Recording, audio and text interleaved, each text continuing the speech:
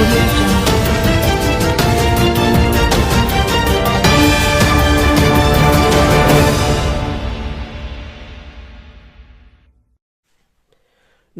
বন্ধুরা, কালকের থেকে যে ঘটনাগুলো দেখতে পাচ্ছি, আজকের আমাদের মুখ্যমন্ত্রী বলতে পারেন দেশের আইকন একজন।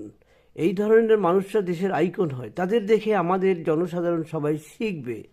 তা আমরা আজকের যে ফাইল চুরিটা দেখলাম বা ফাইল ছিনিয়ে নেওয়াটা দেখলাম বা ফাইল নিয়ে চলে যাওয়াটা দেখলাম, একজন মুখ্যমন্ত্রী, তার একটা ব্যারিয়ার রয়েছে, চট করে কেউ হাত দিতে পারবে না, নানা রকম পারমিশন লাগবে, তবেই তাকে গ্রেপ্তার করতে পারবে। এটা কিন্তু উনি জানেন, জেনে বুঝে কিন্তু এই হঠাৎ ইডির হানা, ইডি নিশ্চয়ই কোনো কিছু খবর পেয়েছে, খবর না পেলে সেখানে এইভাবে হানা দিতে পারে না। হানা দিয়েছে এবং সেও বুঝতে পেরেছে, আমাদের মুখ্যমন্ত্রী মহাশয়া বুঝতে পেরেছে যে এই ফাইল চলে গেলে কিন্তু আমার অবস্থা খুব খারাপ হবে এবং আমার ভাইপোর অবস্থাও খুব খারাপ হবে। বিভিন্ন ব্যাপারগুলো এসে যায়, প্রত্যেকের মধ্যে একটা সন্দেহের দানা বেঁধে গেছে। একজন মুখ্যমন্ত্রী একজন পার্লামেন্টারি আইন যেটা পাশ করে তারপরে সেই ইডি তৈরি হয়েছে এবং সেখানে রাষ্ট্রপতির স্বাক্ষর থাকে যে এই আইনে একমাত্র কেউ হাত দিতে পারবে না, একমাত্র যদি রাষ্ট্রপতি সেখানে এগিয়ে আসে তবেই সেখানে সেই জায়গাটাকে ধরে নিতে পারবে, এছাড়া ইডিকে কেউ আঘাত করতে পারবে না। এটাই হচ্ছে পার্লামেন্ট আইনে এইভাবেই পাশ হয়েছে, এটা যেটা লোকের মুখে শুনছি, আর এটাই সত্য। আর সেইখানে কি করে মুখ্যমন্ত্রী ঝট করে ঢুকে যায়, তার নিজের পাওয়ারটা আছে বলে সে এইভাবে পাওয়ারটা খাটিয়ে বেরিয়ে গেল ফাইল নিয়ে। ফাইলে কি আছে? ফাইলে কি আছে? আপনার যদি ফাইলে এরকমই থাকতো যে আপনার দিদিকে বলো না, কিংবা আরও টাকা দিতে হবে, কিংবা আরও একটা কোনো স্টাইল আছে যেটাকে দরকার, তবে সে তো সকলেই জানবে যে আপনি ভালো কাজ করছেন এবং সে ফাইল ওপেন হলে দেখবে, ইডি বলতে বাধ্য হবে যে না, এর মধ্যে এমন কিছু নেই। আপনি এমন কি রয়েছে যে ফাইল নিয়ে আপনি চলে গেলেন এবং কিছু পুলিশ অফিসারদের নিয়ে চলে গেলেন? কেন? এটা তো ঠিক হয়নি। আর আমি প্রধানমন্ত্রী, স্বরাষ্ট্র দপ্তর আর অমিত শাহ, এই সকলকেই আমি বলছি, শুনুন, কোনো আইনকে স্বাধীনতা একটা শেষ আছে, স্বাধীনতা বেশি হয়ে গেলে সেটা উচ্ছৃঙ্খলতা বলে। এটা তো স্বাধীনতা হলো না, স্বাধীনভাবে কাজ করার জায়গা তৈরি হলো না, এটা উচ্ছৃঙ্খলতা হলো। এটা যদি আপনারা শক্ত হাতে এখনই দমন না করতে পারেন তবে কিন্তু আপনাদের গদি পর্যন্ত চলে যাবে, জনগণ ক্ষেপে যাবে। জনগণ ক্ষেপে গিয়ে আপনাদের অনাস্থা প্রস্তাব করবে যে না, এদের দিয়ে সরকার চলে না। শৃঙ্খলার তো একটা সীমাবদ্ধতা থাকে, ও শৃঙ্খলার তো একটা সীমাবদ্ধতা থাকে। কী সীমাবদ্ধতা রেখেছে বলুন তো? ইডি আপনার ফাইলে যদি কিছুই না থাকে, শুধু আপনি দেশ চালাবার নিয়মকানুন রয়েছে, সেগুলো তো সবাই দেখলে আরও ভালো বলবে যে দিদি দারুণ কাজ করছে, এত সুন্দর সুন্দর লেখাগুলো রয়েছে, এগুলো যদি প্রকাশ করতে পারে তাহলে তো দিদি আরও স্থায়ী হবে এবং দিদি স্মরণীয় হবে। তা তো নয়, সেটা নয়। এর মধ্যে কিছু একটা আছে, সব সংবাদপত্রগুলো, সোশ্যাল মিডিয়া একই কথা বলছে। আপনি কেন এই কাজটি করলেন? তবে বন্ধুরা, ভিডিওটি আপনারা দেখছেন, আমার সমালোচনা আমি করলাম, করার কারণ আছে।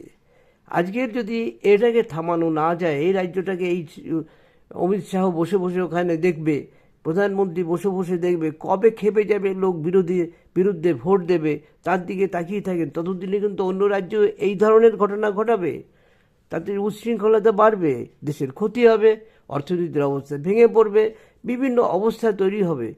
তা এগুলো কেন করছেন? ইমিডিয়েট শক্ত হাত এগুলো দমন করুন, কিছু একটা করুন, না করলে কিন্তু হবে না, বারবার বলছি। এক্ষেত্রে কিছু আইপ্যাকের কথাও বলবো। আইপ্যাক মানে প্রশান্ত কিশোর। বিভিন্ন ক্ষেত্রে আমাদের এখন সন্দেহ দানা বাজছে যে আইপ্যাক এবং মুখ্যমন্ত্রী দুজনের মধ্যে যদি আন্ডারস্ট্যান্ডিং থাকে তাহলে আইপ্যাকের লোক ভোটের গণনায় ঢুকিয়ে দেবে, গণনায় ঢুকিয়ে দিলে জিতে গেলেও হারিয়ে দেবে। ধরুন প্রচুর ভোট পেয়েছে বিজেপি, কিন্তু যেহেতু আইপ্যাকের লোক রয়েছে, দিদির সায় রয়েছে, সেখানে কিন্তু সব পার্টি হেরে যাবে। সুতরাং এক্ষেত্রেও কিন্তু আইপ্যাককে আপনাদের নজরে আনতে হবে।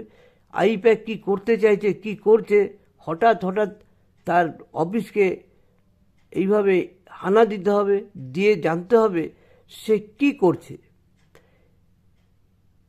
শুভেন্দু অধিকারী, শ্রমিক ভট্টাচার্য, এদেরও বলছি, আপনারা শুধু বক্তব্য বয়ানবাজি করলে চলবে না, প্রতিটি ক্ষেত্রে প্রতিটি জায়গায় আপনাদের এটাকে দেখতে হবে কি করছে আইপ্যাককে নজরে আনতেই হবে, নাইলে কিন্তু আপনারা এই চিৎকার চেঁচামেচি করে কোনো লাভ নেই। আমার এখন অনেক বয়স, আমি বুঝতে বুঝতে বুঝতে বুঝতে সবার খবর শুনতে শুনতে একটা জায়গায় এসে গেছি আমি, যে এটা আপনাদের দেখতেই হবে, বয়ানবাজি করলে চলবে না। প্রশান্ত কিশোর কি করতে চাইছে? সরকারি লোক হিসেবে ওখানে গণনার জন্য ঢুকিয়ে দেবে, ব্যাস আপনারা হাজারো ভোট পেয়েছেন, কিন্তু তার কোনো থাকবে না। বাক্স চুরি আগে সিপিএম করেছে, এখন এরা করছে, আরও টেকনিক্যাল পজিশনটা আরও সুন্দর করে করছে। সুতরাং আমাদের রাজ্য হচ্ছে একটা উচ্ছৃঙ্খল রাজ্য। এই রাজ্যকে যদি আপনারা সতর্কভাবে সুনির্দিষ্ট আইনের মাধ্যমে নিয়ে একে শাস্তি না করতে পারেন, না থামাতে পারেন, তাহলে ভবিষ্যতে কিন্তু আপনাদেরও গদি নিয়ে টানাটানি হবে। কারণটা কি আমরা তো বুঝতে পারবো যে আপনারা কিছুই বোঝেন না, কিছুই করতে চাইছেন না। সুতরাং ভোট না দিলে তাহলে আপনারা এমনি হেরে যাবেন। আগে আপনার যে সিট ছিল নিয়ে এসেছিলেন তার থেকে তো কম সিট হয়ে গেছে, হবে না কেন? আপনাদের এই দুদুল্যমান মনোভাবে আমাদের দেশের ক্ষতি হচ্ছে। এটাকে নজর দিন ভালো করে, নজর না দিলে আপনারা কিন্তু পরে ভুগবেন, রাজ্য ভুগবে। এক এক রাজ্য এই ধরনের উচ্ছৃঙ্খলতা সৃষ্টি করবে, আর আপনি বসে বসে তাকিয়ে দেখবেন কেন? তাইলে আপনি একটা সেন্ট্রাল গভর্নমেন্টে আমরা পাঠিয়েছি। তা বন্ধুরা, আর কি বলবো বলুন? আজকের এটা দেখে আমার খুব খারাপ লেগেছে। একটা একটা পার্লামেন্টের একটা আইন পাশ করিয়ে তবে একটা তৈরি হয়েছে, তার উপরে যদি এইভাবে তার ব্যারিয়ার রয়েছে, জানে তাই আমাকে কেউ কিছু বলতে পারবে না, তাই আপনি ফাইলটা নিয়ে চলে গেলেন কেন? এটা তো ঠিক নয়। তা বন্ধুরা, আপনারা কি বলতে চাইছেন? রাজনীতির জায়গায় থাকবে, রাজনীতির মতো রাজনীতি করুন, ভালো তো, রাজনীতি করা ভালো, কিন্তু এই উচ্ছৃঙ্খলতা করা কি দরকার ছিল? তো বন্ধুরা, আপনারা অবশ্যই কমেন্টস করুন, বলুন, সবাই এর প্রতিবাদ জানান। আর আমার চ্যানেলটাকে একটু সাবস্ক্রাইব করে পাশে থাকা বেল আইকনটা অবশ্যই বাজিয়ে রাখবেন।